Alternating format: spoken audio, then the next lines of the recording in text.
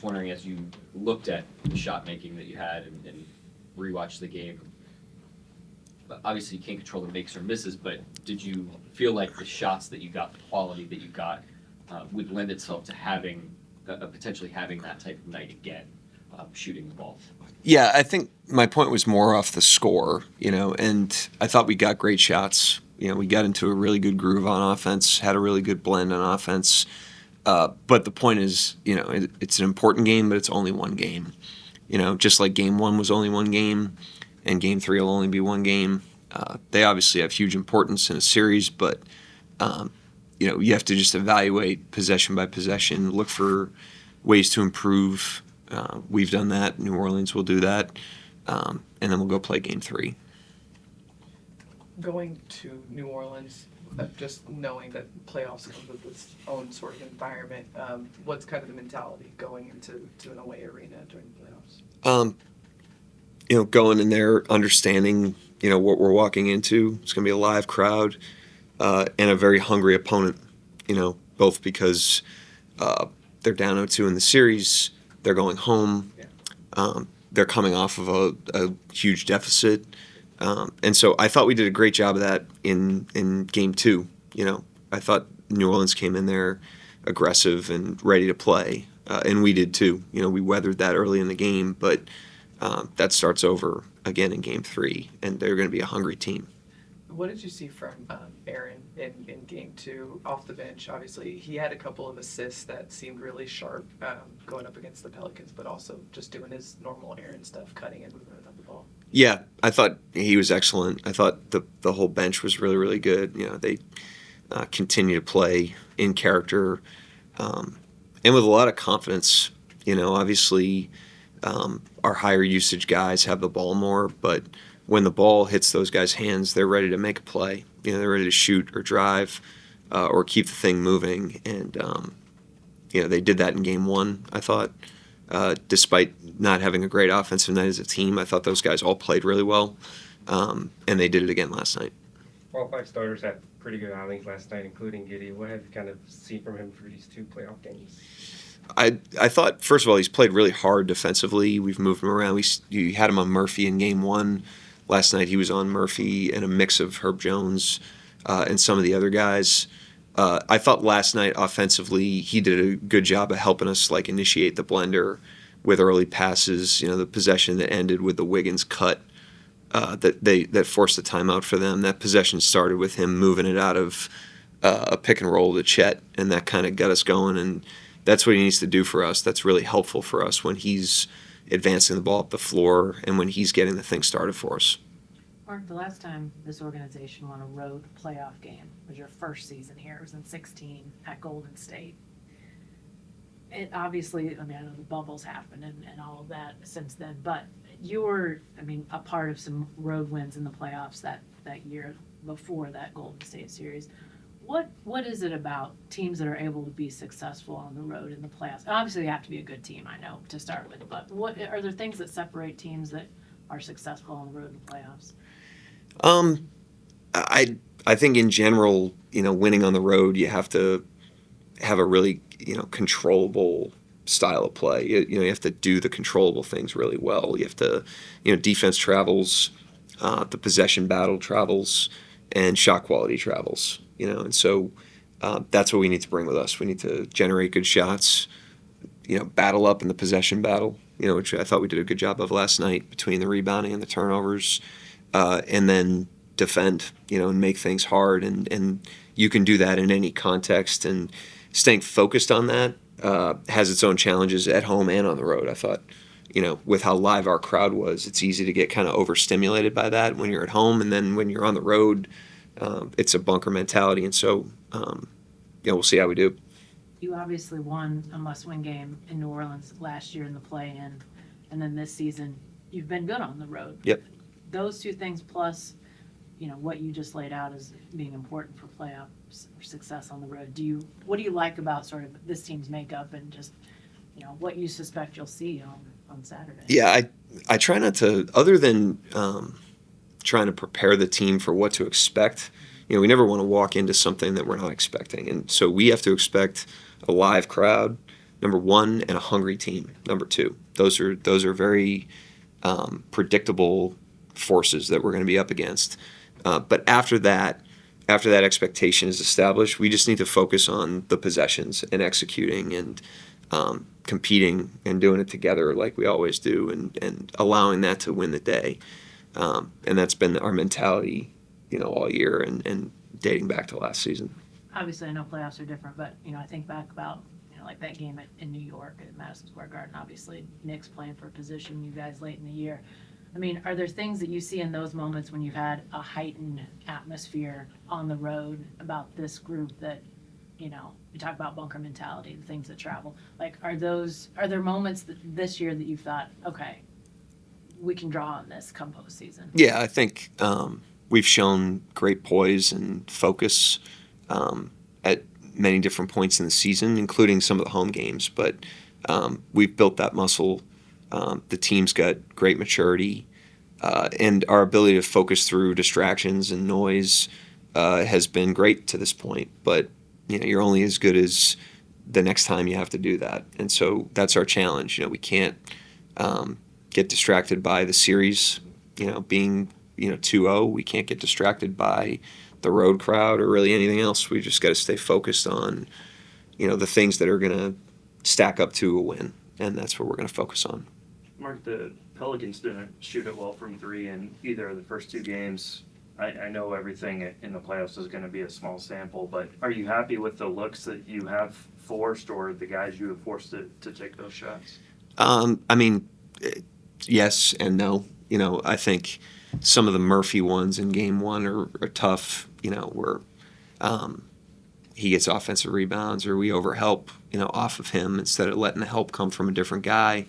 So no on those ones. And then there's other ones that you just got to kind of live with, or, you get a really good contest on a guy like him or McCollum where it's like they're going to shoot it, but you're going to, tilt the probability in your favor with how well contested it is. So we've won some of those battles. We've lost some. We're just trying to fight for the margins there. Mark, early on, you guys kind of struggled in afternoon games, but it was kind of a small sample size. What have you kind of learned as a team, especially a young team, and how to handle earlier tip-offs when it comes to your routine and preparation? Yeah, I mean, we have a rhythm that we follow when we play the early games. I tend to not overcoach those things because I really don't know what the hell to say. I don't. Yeah, that's like when you get off to I think there was at the beginning of last year. Our first quarters were really bad. We were really good in the third, and we were really good. You were really bad in the first, and it's like the minute you start to focus on that, it's taking your focus off of very tangible things. So it's like we got to play great defense. We got to generate great shots. We got to compete together. If it's 2:30, we got to do it at 2:30. If it's 7, we got to do it at 7. If it's 8:30, then I need to drink more coffee, and then we have to do it then. Mark, the defense that you've played so far seems a lot to have to do with footwork, with positioning. And I just wanted to maybe ask you about what you guys established, maybe going all the way back to training camp in terms of norms and habits on that aspect of the game that have allowed you all to be disruptive defensively here now, 6 months later. I hope most of the habits that we worked on in training camp are showing up now, and if they're not, then we need to reevaluate training camp, and that's what we'll do going into next season is you want to evaluate the most relevant games. We not only have studied our own games, but we study the league universally and really try to understand what are the things that are going to matter most in the highest stakes games, because you don't want to cram for the test in the playoffs. You want to be a team that's built a muscle throughout the course of the season that you can rely on. And I'm confident in the habits that we have, but now we've got to stay focused on it and go do it. And specifically just with the sliding feet, moving, being body to body and in front of guys, it just seems like you're creating situations where there's just nowhere to go because of footwork and positioning, right? Is that what you're seeing defensively? Yeah, a little bit. I mean, we've got talented guys. Some of that's just like Dort, Kaysen, Jalen Williams, Wiggins a little bit on those main guys, and then the bigs when it gets down towards the basket. Those guys are talented, defensive movers. They're really agile, quick, physical. So they've done a good job. Their fundamentals have been good. I don't think we've had a lot of like cheap fouls. I thought the fouls, that we've given have been pretty good ones.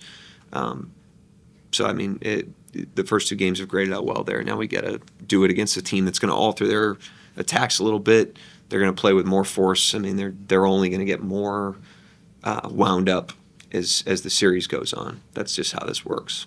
Mark, you talked the other day about how Lou's personality is part of who he is as a player. I assume that is the case with all the guys, but Jalen Williams, Santa Clara, he sort of has this unpretentiousness to him, outwardly anyway. I'm wondering how you sort of see who he is, the personality, and how that carries over to who he's becoming as a player. And if I'm wrong about unpretentious, feel free to correct me. No, he is. I mean, he's the thing I'll say about him as a person and player is he's incredibly comfortable in his skin. Like, he's his own guy. He's not looking to the left or the right in terms of how to behave, how to play. That's what's most impressive about him for like a young player. And the way it shows up on the court is with his effort, as he's ascended as a player and as his shot creation's improved and as his profile has grown, his effort has not waned at all. He plays just as hard as he did in his first training camp. And then he always plays the right way, and that's been going back to when he was in college. Obviously these guys studied him a lot more, but I remember the first couple times Sam had me watch him. I think we actually were watching him together, and they were I think they were playing Gonzaga, and they were getting absolutely drilled. And he's still just like making the next right play. He's not trying to force anything. He's not trying to go force a play that's not there. And he's been in character there all along. And I think the confidence that it takes to kind of stick with those 2 things, even amidst like the things I just said, becoming a better player, having a higher profile, shows a lot of like internal confidence and comfort in who you are. How does that rub off on the rest of your guys? I mean, obviously they all have their own personality traits, but to have a guy that, he's willing to kind of poke fun at himself even from that, like, how does that rub off on the rest of the team? I think we have, really impressive people. And I think they all really respect each other at a fundamental level, and we all respect them. So I don't think it's like the strength of one person's character. I think they're all different, but they all respect one another, who one another is and what they represent. And they're, like I said, he's obviously who he is. He's a different personality than a guy like Lou, but you can find a reason to respect and admire everybody on our team, and I think they do. They see the best in each other, and I think the cumulative momentum of that is probably what has the most power. Kind of related to that, did you see the warm up yesterday with a shirt with your face on it? Yeah, I did. I've never seen him look better. There was not a picture of you squinting, though. I feel like it was incomplete. Here we go. Anybody else? Yeah, I got one more. Okay, go. Mark, I think consistency is one of those things in the NBA that is sort of a buzzword. Players want consistency, teams want consistency. But the thing about, you've talked about, all the different trial and error that you guys have done. That's like what you guys are consistent is the change. Yep. Did it take you or the team, you feel like, time to sort of be okay with that being your consistent aspect of things, that you were going to try different stuff, you were going to experiment when you had the chance? We just did it from the beginning.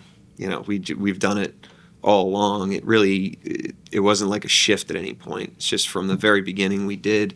And at that time we were doing it, it was during COVID, so everybody had to be pretty adaptive and pretty, tough skinned and we had a young team, a rebuilding team. We had to learn about the roster and what different players could do. It was very much a blank canvas, and we've kind of done it like that all along. And we've huge benefits from that. Not just this year. In the very early years, we gained the benefit of learning what Kenrich Williams can bring to a team, and then what an offensive style of play is for a guy like him, and then what he looks like at the 5. And now all of a sudden, the more we did it, the more the benefits outweigh the costs. Not that there weren't costs, and not that there weren't times where the stuff didn't work, but the overall mentality has yielded very well for us. And our players, I think, have recognized that. And I also think they've recognized how it's helped them develop. Whether it's a guy like Wiggins whose role has shifted and he's had to kind of endure that, to a guy like Shea who his role really hasn't shifted, but he's playing with a lot of different kinds of players in a lot of different kinds of lineups.